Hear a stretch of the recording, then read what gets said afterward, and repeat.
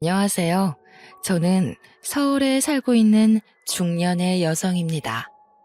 이렇게 글을 쓰게 된 데에는 각자의 이유가 있겠지만 저는 시댁 이야기를 전하고 싶어서 글을 쓰게 되었습니다. 여러분이 지내고 계시는 시월드는 어떠신가요? 제가 겪어온 시월드는 만만치도 않았고 순순치도 않았습니다. 한마디로 유별나고 피곤하고 지치는 시월드였죠. 꽤 괜찮다고 생각했던 남편과 정반대의 시댁 식구들. 저는 이런 상황들을 결혼 도장을 찍고야 알게 되었습니다. 남편은 여우같이 어떤 내색 하나 없이 가족들이 다 평범하고 화목하다는 듯이 이야기를 했었는데 말이죠. 시댁은 왜 이렇게 저희들에게 시련을 안겨주는 걸까요? 곰곰이 생각을 한 지가 벌써 10년이 넘는데도 아직 답을 찾지 못했습니다. 혹시 답을 아시는 분이 계시다면 저에게 꼭 알려주시길 바랍니다. 제가 이런 상황이 펼쳐질지 처음부터 알았더라면 같은 선택을 하며 남편과 결혼을 했을까요? 저는 아닐 것 같습니다. 다른 선택을 했을 것만 같습니다. 그래서 저와 같은 결정을 내리지 말아달라는 부탁과도 같은 오늘의 사연입니다. 모두들 공감해 주시며 즐겁게 들어주시면 감사하겠습니다. 제 남편은 작은 중소기업에서 일을 시작했습니다. 저는 남편이 다니고 있던 회사에서 남편보다 조금 늦게 입사하게 되어 회사 격리를 했었죠. 저와 제 남편 모두 20대 초반부터 쭉 성실하게 일만 해왔습니다. 각자 이전에 이성을 만났던 연애 경험도 적었더라고요. 그랬던 저희 둘을 모두 알고 있던 회사 사람이 중간 다리를 놓아줬습니다. 그렇게 저희 둘은 처음으로 만남을 가지게 되었습니다. 사실 그렇게 만나서 결혼까지 하겠어?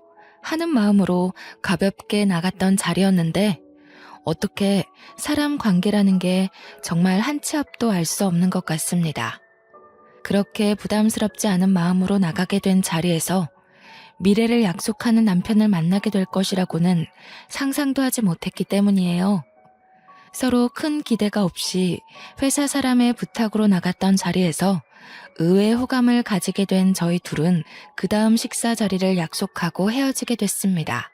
그렇게 저희는 연애라고 하기에는 너무도 짧았던 몇 번의 만남과 데이트라고 하기에는 너무 소박했던 식사 자리를 가지며 서로에 대해 알아가게 되었죠.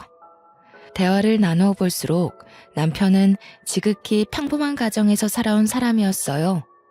제가 당시에 20대밖에 되지 않긴 했었지만 평범하게 사는 것이 어떤 것보다 제일 어렵다는 생각이 들었었기 때문에 몇 번 만나면서 평범한 환경에 적당한 벌이, 남들 보기에 멀끔한 인상을 가진 사람이라는 것이 저에게는 메리트 있게 느껴졌습니다.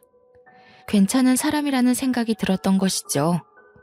남편도 묻어나면서도 쾌활한 제 성격이 마음에 들었다고 했습니다. 남편이 하는 어떤 이야기에도 방긋방긋 잘 웃어주는 사람이어서 특히나 좋았다는 이야기를 자주 했습니다. 그렇게 저희는 몇 번의 만남 후에 빠르게 상견례를 했어요. 저도 남편 쪽도 크게 미룰 것은 아니라는 의견이었던지라 생각보다 속전속결로 이루어지는 상황이 차라리 좋았네요. 어떤 일이 있을지라도 서로를 믿고 가정을 꾸려가자는 일념하에 어렵사리 모아온 적금도 깨서 저희 둘이 모은 자금으로 결혼식을 올리게 되었습니다. 정말 뿌듯했죠. 그리고 양가 부모님도 참 저희를 기특하고 대견하게 여기셨습니다. 우리가 모은 돈으로 결혼식을 올릴 수 있다는 것이 얼마나 뿌듯한 일인지 모르겠어. 내 주변 친구들만 봐도 각자 부모님께 손을 벌리는 일이 다반사더라고. 우리는 우리 힘으로 처음부터 해낸 거니까 정말 끝까지 잘 살아봐요. 그리고 적금은 아깝게 깨긴 했지만 이제 결혼하고 신혼생활하면서 다시 빠듯하게 모으면 될 테니 너무 걱정 말자고요. 그래. 그렇게 하자. 정인이 네가 그렇게 알뜰살뜰하게 지내온 줄 몰랐어. 정말 네 덕이 크지. 고마워. 우리 힘으로 이렇게 식을 올릴 수 있을 거라 생각도 못했는데 너에게 감사하지. 나랑 결혼해줘서 고마워, 정윤아. 네, 그렇습니다. 적금도 남편보다 제가 더 많이 모았고 그 아까운 적금을 깨서 결혼 자금으로 다 털어서 썼던 것이죠. 저는 아깝다는 생각은 전혀 하지 않았습니다. 돈이야 모으면 금방 모을 수 있고 행복한 우리 가정이 최우선이었기 때문이죠. 하지만 저희 부부에게 가장 큰 산은 결혼식이 아니었죠. 지금도 그렇지만 신혼부부에게 가장 난제는 집을 구하는 것이라는 것에 모두 동의하실 것이라 생각해요. 저희 둘이 함께 다니던 회사가 서울에 위치해 있어서 최대한 서울에 있는 집을 구하고 싶었어요. 하지만 부동산을 몇 번을 돌아보고 발품을 팔아도 도저히 서울에서 집을 구하는 것은 어려운 일이더군요. 그래서 저희 수중에 있는 돈으로 가능한 곳을 찾다 경기도 지역으로 빠지게 되었습니다. 아, 여보, 어떡해요. 진짜 결혼식은 어떻게 올린다 해도 집이 도저히 안 구해지네. 집이 많아도 우리가 살 집은 없다는 것이 너무 슬퍼요. 어떻게 하는 게 좋을까요? 그래도 서울에서 집을 얻고 싶긴 한데 나중에 애들 교육도 그렇고. 고민이 많이 되기는 하지만 어떻게 생각해도 서울권 내에서 집을 구하기는 어려울 것 같고. 그렇지? 그러면 차라리 우리 집 근처는 어때? 경기도권인데 서울까지 올라오는데 지하철로 30분도 안 걸려. 그리고 혹시 나중에라도 우리가 돈 모으면 언제든 서울로 이사 갈 수도 있는 거니까 이게 제일 합리적인 방법일 것 같은데? 그렇게 저희는 시댁에서 가까운 곳으로 신혼집을 차리게 되었어요. 사실 조금 걱정도 되기도 했습니다. 저를 잘 아는 친정 언니들도 그렇게 시댁 식구들이랑 가까이 지내는 것이 괜찮겠냐고 저를 걱정하며 만류하기도 했죠. 하지만 시댁에서는 가까운 곳에 집을 얻었다고 잘했다고 기특하다며 도와주신 자금이 있었기 때문에 제가 불편할 것 같다는 이유로 그저 계획을 틀어버릴 수도 없었던 상황이었습니다. 아이고, 우리 새아가 예뻐라 예뻐. 어떻게 신혼집을 이쪽에다 구할 생각을 다 했대? 그래, 요즘 애들은 시댁이랑 떨어지려고 그렇게 난리라던데 우리 새아가는 얼마나 착해. 누가 먼저 말하지 않아도 이렇게 시댁 식구들이랑 잘 지내고 모실 생각도 하고 정말 대견해, 며느라가. 그렇게 저희 부부는 평탄하게 신혼집을 구하고 평범하게 결혼식을 올릴 수 있었어요. 가정을 꾸리면서 행복하게 펼쳐질 우리 가정에 대한 상상을 하며 지냈던 시간이었습니다. 하지만 꿈과 현실은 분명히 달랐습니다. 시댁 어머님이 그렇게 평범하신 분이 아니더라고요. 상견례 자리에서나 결혼식을 준비하며 몇 번 만나 뵈었을 때 어머님의 모습은 진짜 어머님의 본 모습이라고 하기 어려운 가면을 쓴 모습이었어요. 사실 아직까지도 잘 모르겠습니다. 어머님께서 일부러 숨기신 것인지 낯을 가리셨던 것인지 말이에요. 우선 어머님은 말씀이 굉장히 강하신 분이었습니다. 억세고 드센 말씀을 아무렇지 않게 하시곤 했어요.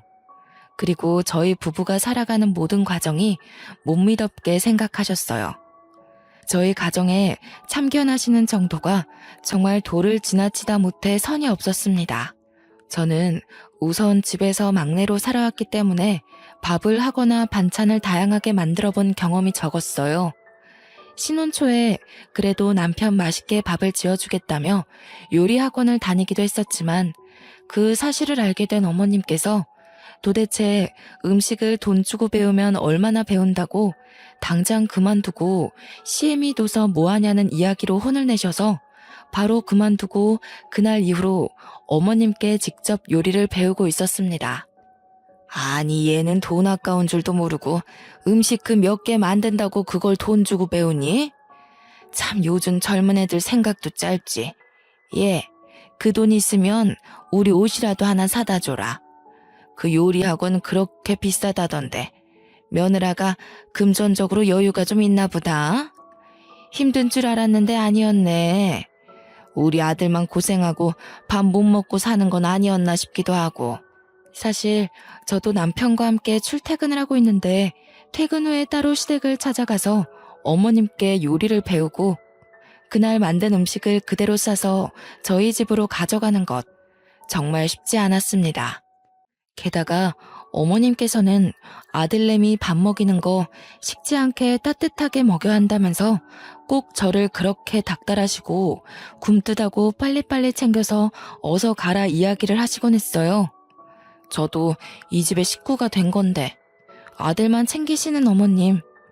마음이 울적했지만 남편을 생각해 주시는 마음은 한편으로는 감사했고 어머님도 피곤하실 텐데 제가 요리하는 것을 알려주시는 것도 감사한 마음도 있었기 때문에 그냥 그러려니 넘어가려 노력했답니다. 또 한 번은 제가 빨래를 집안에 널어두고 출근을 했었는데 집에 돌아와 보니 널어둔 빨래가 사라졌지 뭐예요. 이게 뭐지? 도둑이 든 건가? 싶은 마음에 너무 놀라서 남편을 붙잡고 큰일 났다, 도둑이 들었나 보다 이야기를 하며 집을 차근차근 봤는데 없어진 것은 오직 빨랫감이었습니다.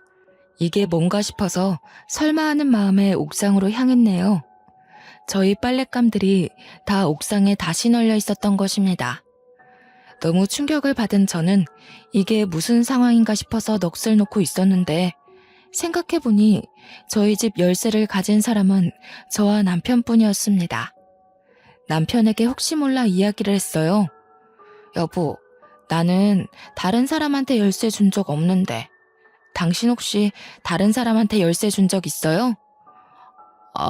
그게 미리 말했어야 하는 건데. 남편이 그렇게 뜸을 들이며 하는 말이 더 가관이었습니다. 시댁 어머님께 열쇠를 카피해서 넘겨드렸다는 거예요. 그것도 제 의사도 묻지 않고 그냥 그렇게 넘겨드렸다는 사실이 참 놀랍고 기가 찼습니다. 아니 여보, 그게 무슨 소리야? 나한테 그런 이야기 한 적 없잖아. 그게 어쩌다가 그렇게 되어버렸네.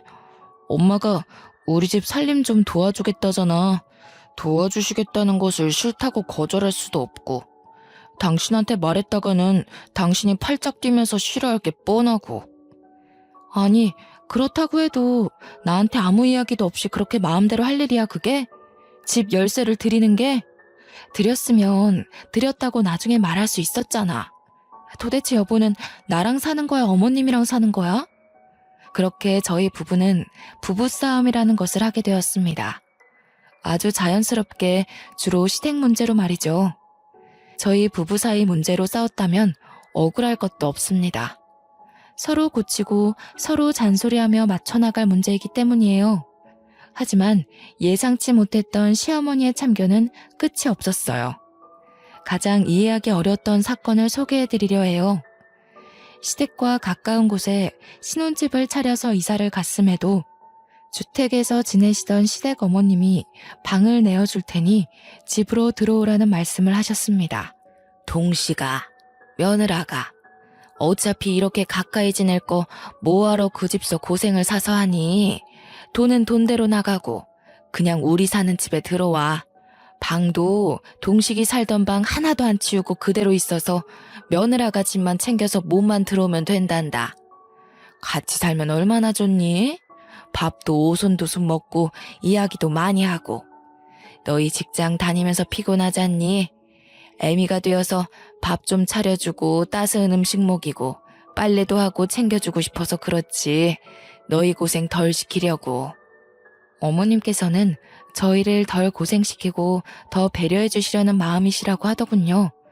하지만 저는 도무지 이해가 어려웠습니다. 시댁과 이만큼 가까이 지내게 된 것도 엄청난 고민 끝에 들어오게 된 것이기 때문이죠. 어머님께서는 어디까지 원하시는 것인지 들어와서 사시는 것까지 원하시다니. 달콤할 것만 같았던 신혼생활은 어느새 불편한 현실이 되었고 저희 부부는 끊임없이 삐걱거리며 부부싸움을 했었죠. 여보, 어머니 얘기는 이해가 되긴 하지? 어떻게 생각해? 맨날 부정적으로 생각하지 말고 대화를 해보자, 이성적으로. 아니, 내가 이성적이지 않다는 이야기야? 그리고 대화를 시작하기도 전에 내가 부정적이라는 이야기를 못 박아버리면 내가 무슨 이야기를 어떻게 하라는 거야? 우리 결혼한 지 얼마 됐어? 10년이 된 거야, 20년이 된 거야? 아직 신혼이잖아, 우리. 어머님 댁에 가까이 지내는 것만으로도 충분히 스트레스 받으면서도 감사하게 잘 지내고 있는데 내가 어떻게 더 양보하라는 거야? 그래, 당신 마음이 서운한 거야, 알겠어. 그거 모르겠다는 거 아니잖아. 어머니가 왜 들어오라고 하시겠어? 거리도 가깝고 어머니가 왔다 갔다 하시면서 우리 집안 살림 도와주시고 밥 해주시고 그러면서 전셋집 살아갈 바에 그 돈은 빼서 우리 비상금으로 갖고 있고 나중에 더 좋은 집 사면 되잖아. 생활비도 아끼고 엄마 밥 먹고 얼마나 좋아. 퇴근하고 편안하게 쉴 수 있는 거잖아. 우리 지금 퇴근하고 얼마 못 쉬고 집안일 하다가 지쳐서 자잖아. 이게 뭐야? 아니 그래서 어머님 댁으로 들어가겠다고? 귀엽고 그러시겠다는 거지? 부부싸움을 하는 것도 지치는데 남편은 진짜 남의 편인지 뭔지 자기 엄마 편을 그렇게 들어대는 것이었습니다. 아니 신혼인데 적어도 이 짧은 시기만이라도 제 편을 들어줘야 하는 게 맞지 않나요? 남편 꼬락서니가 너무 화가 나고 열이 받았어요. 남편은 계속 시댁 어머님께서 당신 생각이 분명히 있어 불렀을 거라며 끝까지 엄마 편을 드는 거예요. 저는 그래 좋다, 네 맘대로 해라 하는 심보로 화가 나서 친정언니네로 피신을 했어요. 언니, 나 진짜 너무 힘들어. 도대체 시댁이란 게 원래 이런 거야? 이렇게 피 말리는 게 시댁인가? 우리 엄마도 우리 집 열쇠 안 갖고 있는데 왜 시어머니만 우리 집 열쇠를 갖고 있어야 해? 내가 왜 다 참아야 하고 남편 좋으라고 요리학원 다니는 것도 그만두고 시어머니 밑에서 눈치 보며 요리를 배워야 하는 거냐고. 정말 이해할 수 없어 미치겠다니까. 열불이 나서 참지 못하겠다는 얼굴로 계속 볼멘 소리를 퍼부어대는 저의 모습을 보고 무뚝뚝한 친정언니도 어느새 제 편을 들어주며 같이 욕을 해주더라고요. 그게 얼마만에 시원한 마음이었는지 모르겠더군요. 저희 언니, 제 편 그렇게 쉽게 들어주는 사람이 아니었거든요. 결혼할 당시에도 어떤 살림살이도 보태준 것 없이 혼자 힘으로 해야 끝까지 씩씩하게 잘 사는 것이라며 덕담만 해주었던 언니였기 때문이에요. 그렇게 제 입장을 이해해주는 언니와 살아갈 수만은 없는 입장이었습니다. 회사에 가면 남편을 마주하고 아빠를 찾는 저희 아이는 어떻고요? 그래서 저도 작심하고 어머님과 남편 둘에게 제대로 된 대화를 해야겠다 마음을 먹었습니다. 어머님 생각에는 우리 부부가 둘 다 힘들게 맞벌이를 하고 있는 게 안쓰럽다는 입장이셨어요. 남편과 싸우면서 나누었던 대화, 동일하게 시어머니 입을 통해 듣게 되었습니다. 일 다녀오면 얼마나 지치니? 집안일 하기 힘들고 피곤할 테니 그냥 시댁으로 들어오면 편하게 밥 먹고 잠자고 얼마나 좋니? 그렇게 편하게 지내라는 의미였지 다른 건 아니었단다. 그렇게 분을 낼 일은 아니라는 생각인데 세아가? 남편이랑 너무 그렇게 날 세우며 싸우지 마라. 난 보기 안 좋다. 하지만 제 입장에서는 결혼한 지 얼마 안 되는 신혼에 곧 태어날지 모르는 아이가 생길 수 있는 것이기도 하고 시댁으로 들어가게 되면 어머님, 아버님 눈치를 볼 수밖에 없는 상황이었습니다. 쉬는 게 아닌 것이죠. 예를 들어서 주말에 몸이라도 편안하게 외식을 하러 간다고 해도 시부모님께서는 사치스럽다고 꾸중을 하시더군요. 어머머 얘들 좀 봐. 집에서 다 해먹을 수 있는 음식들을 못하러 밖에 나가서 비싼 돈 주고 그걸 사먹니 사먹길. 다들 배짱도 어지간히 좋다. 니들 그 돈 다 모아봐라. 티끌 모아 태산이란 말 모르니? 아직 애기도 어린데 어떻게 그렇게 돈을 팍팍 쓰고 사냐 쓰고 살기는. 진짜 어려워봐야 아껴 쓰고 덜 쓰고 저축하지 그치? 아직 멀었다 너희 부부. 그런데 저희가 시댁에서 살아가면서 어디 마음 놓고 외식이라도 한 번을 할 수 있을까요? 그리고 어디라도 놀러 가려고 계획을 한다 해도 시댁에서 지내고 있는데 시부모님을 쏙 빼놓고 갈 수 있겠어요? 결국 시댁으로 들어가게 되면 어떤 일에도 시댁 식구 의견에 맞춰서 움직이게 될 수밖에 없다는 것을 저는 알고 있었습니다. 불보듯 뻔한 일이겠죠. 하지만 어머님과 남편은 참 짝짝꿍도 잘 맞죠. 그냥 시댁 집으로 저희가 들어가서 사는 것에 찬성을 했어요. 얼마나 어렵게 힘들게 전셋집을 겨우 구한 것인지 남편은 누구보다 잘할 텐데 이런 결정을 내릴 수 있는 걸까요? 우라통이 터지다 못해 눈물이 찔끔 나는 기분이었어요.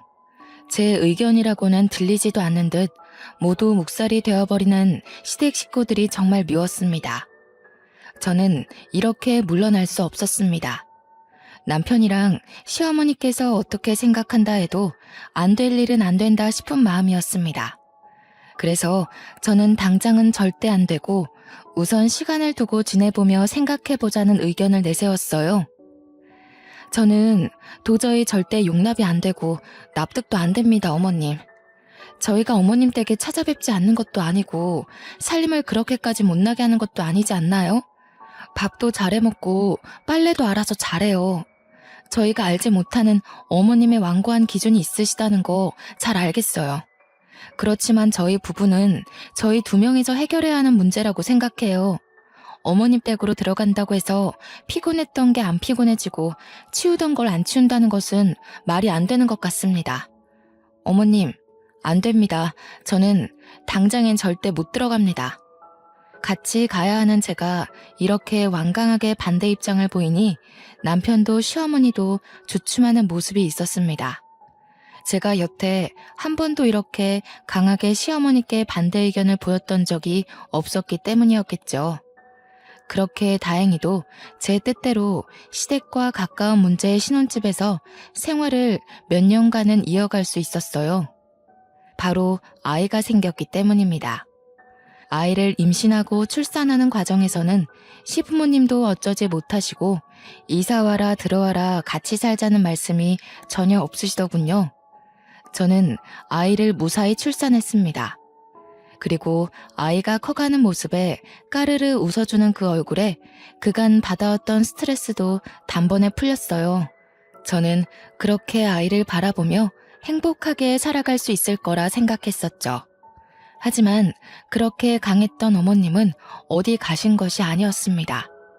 어머님 친구분 중에 한 분이 다단계를 하신다는 것은 익히 들어와서 알고 있었던 사실이었습니다. 어머님과 굉장히 친했던 친구분이었는데 그 길로 빠졌다며 뒷이야기를 많이도 하셨기 때문에 알고 있었어요. 에이구, 그 바보 같은 순자. 나랑 국민학교 같이 다닐 때부터 그렇게 바보 같은 구석이 있었는데 나 이럴 줄 알았다니까. 다단계 빠졌다는 얘기는 애초에 했었지? 그래, 그거 말고 또 하나 더 시작했다네. 바보 천치도 그런 바보 천치가 없어요. 인생 그렇게 낭비하지 말라고 그렇게 말려도 애가 말을 들어야지. 원참. 지 인생 그렇게 쉽게 말아먹는 것도 능력이다, 능력이야. 난 그냥 손들라고. 순자, 내가 아무리 뭐라 해도 안 들어. 그렇게 순자라는 친구분 욕을 많이 하셨던 시어머니셨죠. 하지만 한순간 태도가 180도 바뀌시더라고요. 사람이 그럴 수 있나 싶을 정도였습니다. 어머님이 어느 순간 다단계에 빠지셨던 것이었습니다. 친구분 중에 순자라고 하시는 분이 새로 시작했다고 하는 그 사업에 같이 뛰어드셨던 것이었습니다. 하지만 어머님께서는 그 일이 다단계라는 사실을 전혀 인식하지 못하셨죠. 아니, 내가 그렇게 순자 욕을 했었는데 내가 미쳤었지. 순자 좋은 일 하고 있더라고. 무슨 사회공헌? 그런 것도 하고 돈을 겁나게 쓸어 모으던데 알고 보니 누이 좋고 매부 좋은 그런 일을 하고 있더라고. 나도 돈 벌고 순자도 돈 벌고 같이 돈 벌고 같이 부자 되는 그런 일이었어. 진짜 내가 멍청했지. 나쁠 게 하나 없는 괜찮은 일이었는데 이제야 시작하다니 아이고 아까워라. 이런 말씀을 하시면서 은근히 투자에 대해 말씀을 하시는 것이었습니다. 시작은 이미 하셨는데 더 나은 투자를 받아서 파일을 키우고 제대로 해보고 싶으시다는 것이었습니다. 그러면서도 저희 부부에게 투자금을 조금만 빌려달라고 하시는 거예요. 저는 당연히 결사반대했습니다. 어머님께 그런 식으로 말씀드리면 안 되는 것은 알고 있었지만 직설적으로 다단계에 대해 안 좋은 이야기를 직접 말씀드렸고요. 어머님, 지금 무슨 일을 하고 계신지 알고 계세요? 그 좋다는 거 다단계예요, 다단계. 다 허울만 좋은 사업이지 다단계라고요, 어머니. 어머님 친구분이 다단계 하신다고 그렇게 욕하시고 미워하고 걱정하셨던 건 생각 안 나세요? 그런데 어떻게 이렇게 갑자기 투자까지 위험하게 하시면서 다단계를 해보시겠다는 거예요? 정신 차리세요, 어머님. 진짜 저희 집안 다 말아먹으면 어머님께서 책임지실 수 있으세요? 있는 재산 없는 재산 다 눈앞에서 한순간에 사라질 수 있는 심각한 일이에요, 어머니. 진짜 그만하셔야 해요. 저는 남편에게도 호소를 했어요. 어머니께서 다단계에 빠지신 것 같으니 어서 그만두시라고 해야 한다고 말이죠. 사실 초반에야 누구든 호기심으로라도 시작을 할 수 있다고 생각해요. 하지만 나중에 되어서는 내가 감당할 수 없는 눈덩이처럼 빚이 불어나기 마련이죠. 그렇기 때문에 더욱 빠져나오기 어려울 것이 뻔했습니다. 그래서 제발 어머니께 그만두고 나오시라고 말려야 한다는 이야기를 했어요. 제가 이렇게까지 치를 떨며 절대 반대하는 데에는 사실 이유가 있었어요. 남편에게는 차마 말하지 못했던 저희 집안의 치부였어요.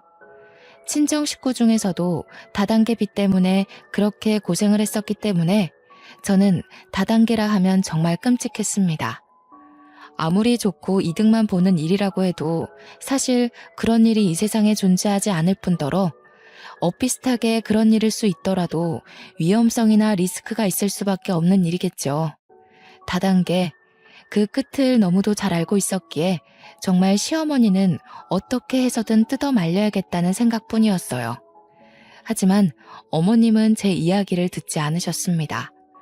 귀담아 들어주시기는커녕 무시한 것에 가까웠죠. 제1금융권에서 끌어오기 어려운 자본들을 사채를 통해 모았고 주변 지인들한테까지 손을 뻗치고 투자금을 마련했습니다.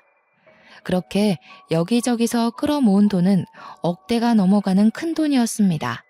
그 큰 돈을 다단계 회사에 그렇게 쉽게 갖다 준 것이었죠. 저는 정말 화가 머리끝까지 나서 미쳐버릴 것 같았어요.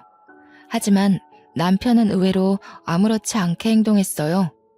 뭔가 이상하다 싶은 마음에 저는 계속 떠보고 물어봤네요. 여보, 어머님 다단계인 거 알고 있는 거 맞지? 그걸 알고도 어떻게 그렇게 천하태평이야?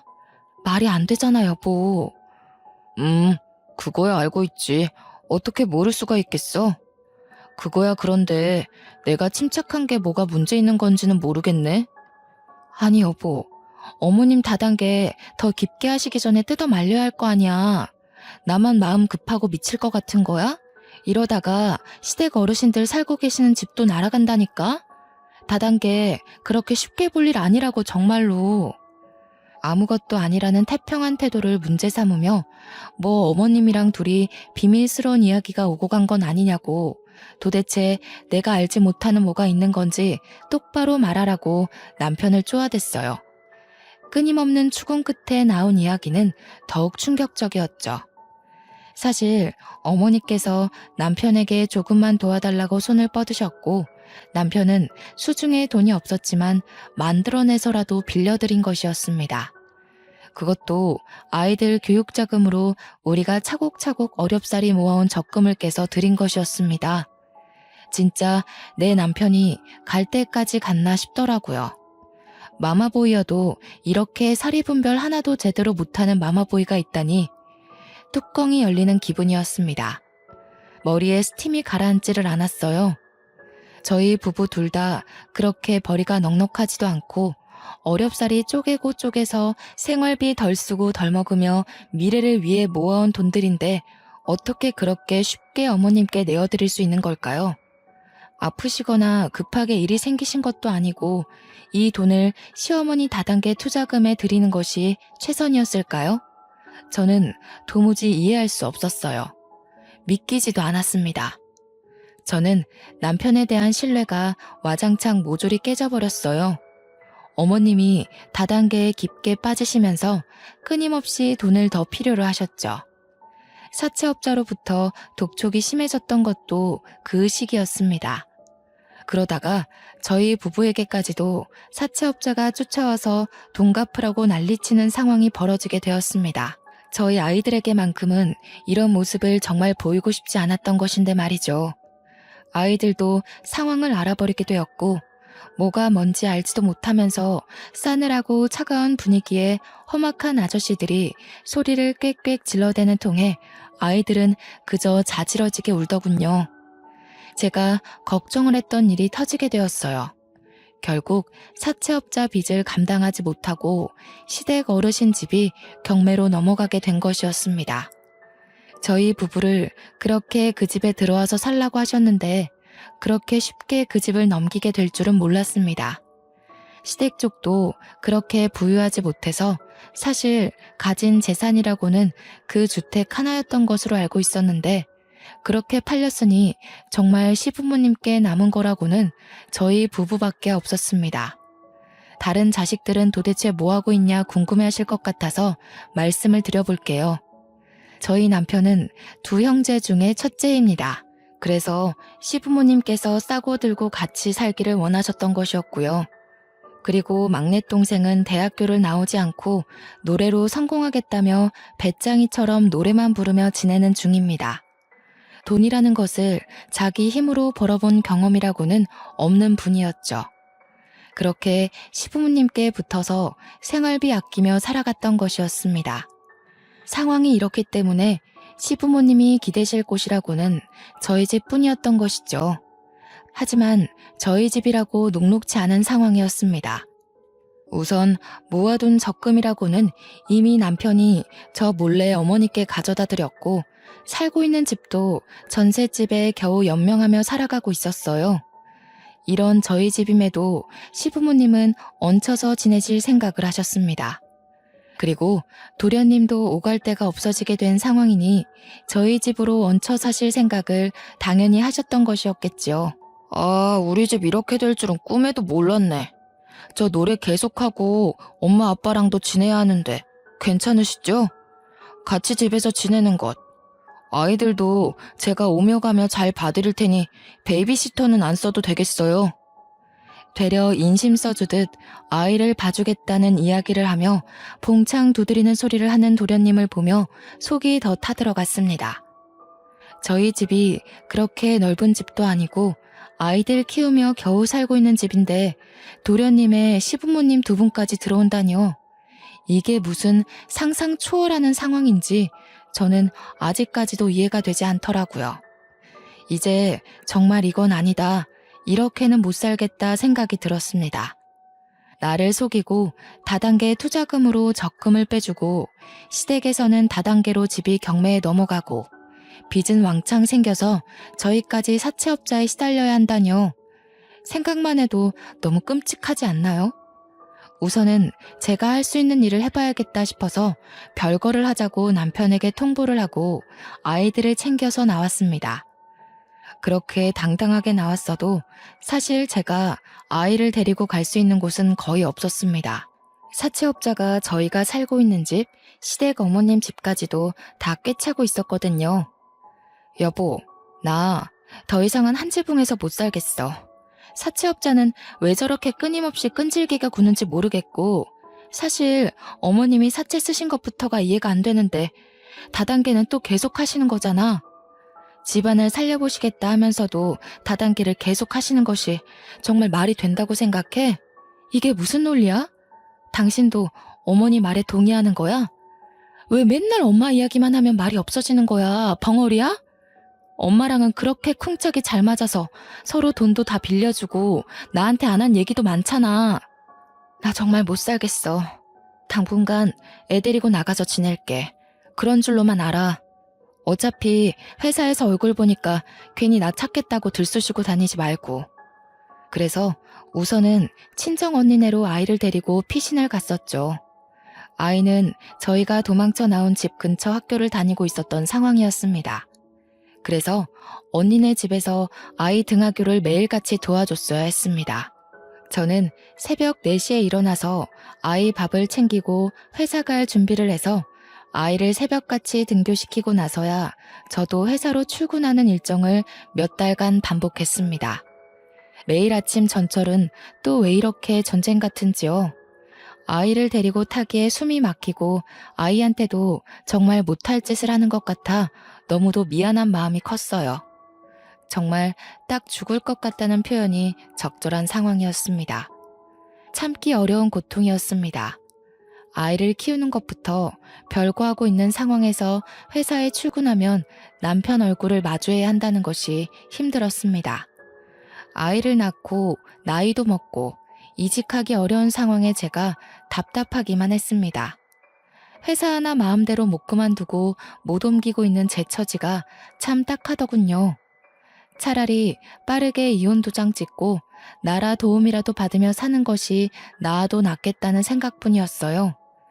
맨날 남편이랑 시댁 식구들 사채업자를 피해 다니는 것이 너무도 끔찍했고 아이에게도 너무 큰 상처라는 생각이 들어서 정말 눈물나게 미안했습니다. 저는 남편과 진지하게 대화를 했어요. 남편은 자기 엄마를 버리고 남남처럼 살아갈 생각은 정말 추호도 없더군요. 끝까지 엄마가 불쌍하다며 엄마는 혼자라는 둥 말도 안 되는 소리를 하는 것이었습니다. 정말 마마보이는 변하지 않더라고요. 이런 남자가 어떻게 양육권 주장을 할 수나 있겠습니까? 절대 못하겠죠. 내 새끼는 내가 키워야겠다는 것도 결국 합의를 했고 이혼 도장을 찍게 되었습니다. 저는 이혼으로 제 결혼을 끝마치게 될 것이라는 것은 예상하지 못했던 일이었어요. 저에게 이런 일들이 벌어질 것이라는 것도 생각해 본 적도 의심해 본 적도 한 번이 없습니다. 하지만 이혼으로 끝을 마친 것은 개인적으로는 마음 아플 수 있는 일이었지만 저와 제 자식에게는 새로운 계기이고 시작이고 출발이 되었습니다. 저는 이혼 후 곧장 퇴사를 했습니다. 사실 무서웠습니다. 이 회사만 다닌 지 벌써 10년이 넘어가는데 사회생활은 이 한 회사에서만 해왔는데 일이라고는 격리 업무밖에 알지 못하는데 말이죠. 용기를 냈습니다. 제 새끼를 키워야겠다는 다짐은 어떤 일이라도 할 수 있게 저에게 큰 동기부여가 되었습니다. 더 맛있는 음식을 먹이고 더 좋은 옷을 사입히고 더 좋은 학원을 보내고 교육을 받게 하리라 다짐을 하며 열심히 살았네요. 초반에는 정말 닥치는 대로 일을 했습니다. 남편이 이혼 후에 양육비를 준다고 해도 가진 것도 없는 남편이라 매달 고작 20만 원밖에 받지 못했죠. 그래서 저는 식당에서 서빙하고 요리하는 것부터 연회장에서 하는 아르바이트, 동대문 남대문에서 도매 소매일을 돕는 일도 해보았어요. 신문 배달, 우유 배달, 걸어서 할 수 있는 배달들도 제가 안 해본 것이 없었을 정도였어요. 하나의 일을 제대로 진득하게 해보고 싶다는 마음은 꾸준히 있었습니다. 하지만 당장의 생활비를 위해서는 닥치는 대로 이 일 저 일 두서없이 2가지 이상씩 할 수밖에 없었습니다. 그렇게 지내기를 반복하다가 저는 저와 딱 맞는 아르바이트를 운 좋게 하게 되었습니다. 꽃가게에서 꽃을 다듬는 일이었습니다. 사람들은 그렇게 힘이 들고 손을 다치고 어렵다고 하는 일이었는데 저는 꽃을 만질 때만큼은 행복하고 생기가 돈 적이 없었을 정도로 꽃이 참 좋았습니다. 제가 이렇게 좋은 마음으로 일을 하고 있는 것을 주인분께서도 알고 계셨던 것 같습니다. 어느 순간 저에게 새벽에 일해도 괜찮냐고 제안을 하시더군요. 정윤 씨, 새벽에 꽃시장 가는데 같이 다녀볼래요? 막 어렵지는 않을 거예요. 차근차근 옆에서 알려줄게요. 저는 이 제안이 너무도 감사했습니다. 아이를 키우면서 더 이상 투잡, 쓰리잡은 어렵겠다 싶었는데 제가 일을 하던 꽃집에서 그것도 제가 가장 원했던 일을 더 배우면서 장사를 할 수 있는 것이 행복했습니다. 그렇게 꽃가게를 운영하는 방법을 하나하나 배우고 제 것으로 만들어 갔습니다. 생각보다 꽃을 다루는 것은 섬세하고 예민한 일이어서 아무나 맡지 않는다고 하는데 저는 꽃을 다루는 일이 섬세하고 예민해서 좋았습니다. 제가 다루는 대로 다루어지고 물을 주면 주는 대로 싱싱해지고 어떻게 잎사귀와 줄기를 자르고 어떤 꽃과 어떤 꽃을 곁에 두는지에 따라 분위기가 달라지는 그 성취가 참 좋았습니다. 하지만 안타까운 일이 생겼어요. 의지했던 사장님께서 몸이 편찮아지신 것이었죠. 그렇지만 위기가 기회로 찾아왔습니다. 그 가게를 저에게 인수해 주시겠다는 것이었죠. 그것도 따로 값을 치르지 않고 말이에요. 제가 지극정성으로 가게를 운영하고 아르바이트라고는 하지만 누구보다 열심을 내는 모습과 새벽에 어떤 일이 있어도 늦지 않고 일을 함께 해준 것이 고맙다며 저에게 가게를 맡기시듯 넘기신 것이었습니다. 저는 너무도 얼떨떨하고 몸이 아프신데 이렇게 넘겨주셔도 괜찮나 사장님이 걱정이 되었어요. 하지만 사장님은 이미 노후 자금도 넉넉히 챙겨두셨고 자식들도 자기 밥벌이하고 보험도 꽤 괜찮게 들어둬서 현재로서는 걱정이 크게 없다고 하시더군요. 아껴가며 운영했던 가게가 사라진다면 그게 더 큰 상실감으로 올 것 같다고 가게를 저에게 맡겨주신다는 이야기를 전하셨어요. 그렇게 저는 밤낮 없이 꽃가게 포장과 배달 일까지 했어요. 동네에서 꽤 입소문난 잘나가는 꽃가게 사장님이 되었죠. 백만장자는 아닐지라도 남편과 살며 눈칫밥 먹고 매일 울며 살았던 때보다 지금이 수천 배, 수억 배 행복하고 마음이 편안합니다. 저에게 결혼은 인생에서 정말 생각지 못했던 드라마 속에서만 보던 일들을 직접 겪을 수 있었던 경험치를 쌓을 수 있었습니다. 누군가에게는 축복과 같고 행복 그 자체일 것이라고 생각해요. 그리고 저는 그들을 보며 솔직하게 부러운 마음을 감추기가 어렵더라고요. 저도 행복하고 건강한 결혼 생활을 꿈꿔왔던 사람 중에 하나이기 때문입니다. 하지만 사람을 만나게 된다면 절대 가볍게 생각하지 마시고 천천히 그 사람의 내면까지 꿰뚫어보는 능력을 키워가야 한다고 생각해요. 사람은 결국 본성이 드러나기 때문이죠. 사실 콩깍지가 크게 씌어 있으면 다른 사람들에게는 보이는 점들이 우리에게는 눈 가려 보지 못하기도 해요. 하지만 저희 각자의 미래를 위해서 그리고 나 자신을 다치지 않게 보호하기 위해서라도 꼭 결혼 상대에 대해서는 신중에 신중을 가하는 것이 최고라는 생각이 듭니다. 그리고 저는 결혼 전에 제대로 해보지 못했지만 시댁 식구들과 합도 중요하니 가족들과의 만남도 가져보는 것도 괜찮은 방법 같네요. 모두들 저 같은 마마보이 절대 만나지 마시고 행복하게 꽃길만 걸으세요. 이야기 들어주셔서 감사합니다. 좋은 하루 되세요.